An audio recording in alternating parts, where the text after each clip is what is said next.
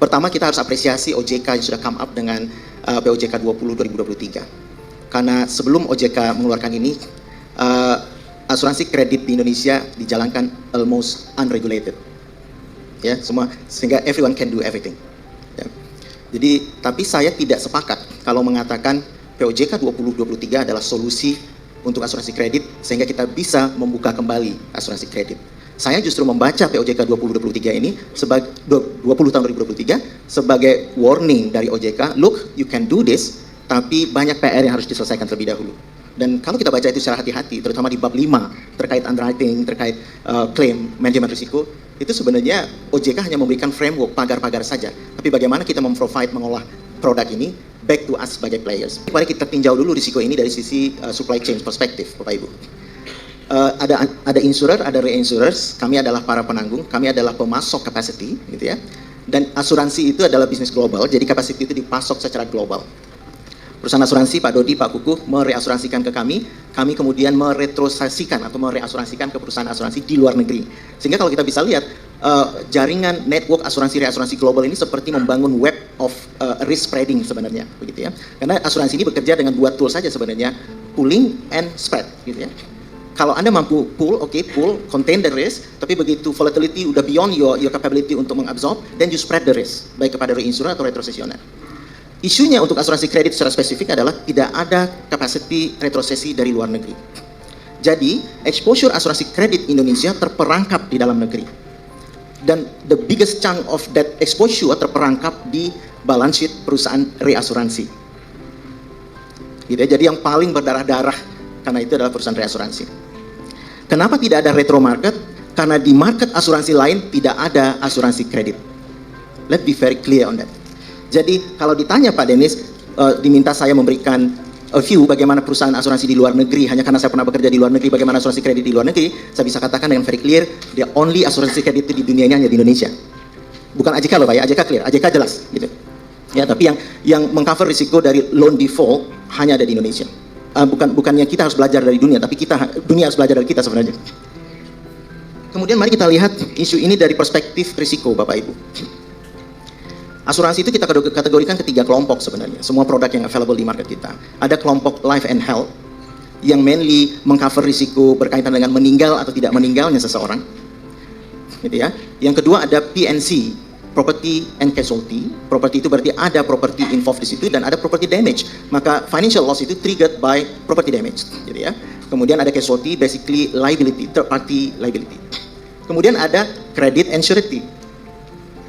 Jadi kredit ini masuk ke kategori credit and surety, Bapak Ibu.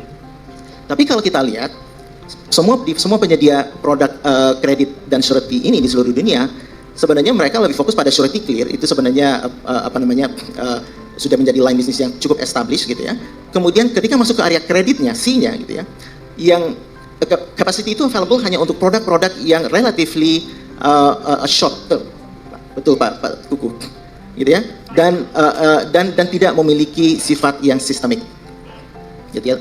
Salah satunya yang paling vibrant marketnya adalah trade insurance, asuransi perdagangan, yang mungkin Pak Dodi akan mencoba fokus lebih ke situ di bisnisnya ke depan. So, jadi saya mau bilang di sini Bapak Ibu, kalau dari sisi risiko, kita harus pelajari bahwa kita harus pilah-pilah bahwa yang menyebabkan gagal bayar itu ada banyak risiko.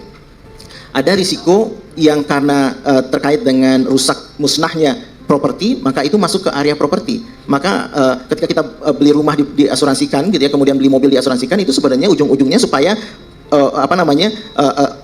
risiko gagal bayar di perbankan bisa menurun gitu ya, sehingga bank mewajibkan kita membeli asuransi properti dan juga motor misalnya. Demikian juga dengan life. Kenapa kita harus dipaksa membeli AJK atau kredit life? Tetapi untuk risiko yang menyebabkan gagal bayar yang di luar itu tidak ada yang mengambil. Dan akhirnya dan di CNS tadi juga saya bilang tidak ada yang bisa memprovide gitu ya. Tetapi kita punya satu area yang namanya penjaminan, financial guarantee. Nah, sebenarnya financial guarantee ini yang kemudian men-take over risiko ini. Sehingga secara tradisional kita punya Askrindo, punya Jankrindo. Dan modus operandi di negara lain untuk loan default ini yang tidak bisa di-take over oleh asuransi adalah dengan special carrier seperti Askrindo dan Jankrindo. Jadi, saya mau bilang bahwa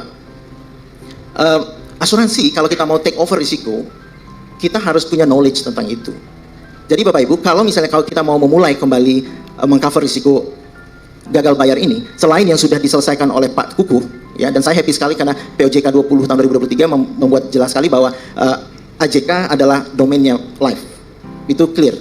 Nah, tapi kalau risiko gagal bayar yang selama ini belum di cover oleh asuransi, tetapi rest dengan penjaminan, maka saya merasa ada at least 4 hal yang harus kita tuntaskan terlebih dahulu.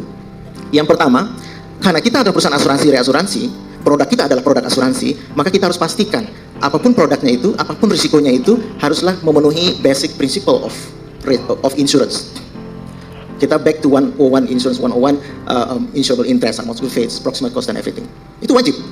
Back to basic. Yang kedua, terkait dengan basic principle of insurance, kalau kita mau mengindemnify bank atas kerugian gagal bayar, maka kita harus strict pada principle of indemnity. Salah satunya adalah kita harus mengklarifikasi mengenai hak tagih atau subrogasi ini. Dan kita tahu subrogasi sulit sekali dieksekusi di Indonesia. Yang ketiga, perlu transparansi yang maksimum, utmost good faith. Begitu 75% risk of gagal bayar dipindahkan dari balance sheet perbankan ke balance sheet insurance dan reinsurance, maka insurer dan reinsurers have every right untuk mengetahui apa saja detail terhadap risiko itu. Saya tidak setuju kalau dikatakan kerahasiaan bank menjadi penghambat di sini. Tentu tidak semua detail informasi harus dikeluarkan, tetapi semua informasi yang terkait dengan risiko, relevan dengan risiko, kita punya hak. Yang keempat, yang terakhir adalah kita perlu synchronize dengan penjaminan.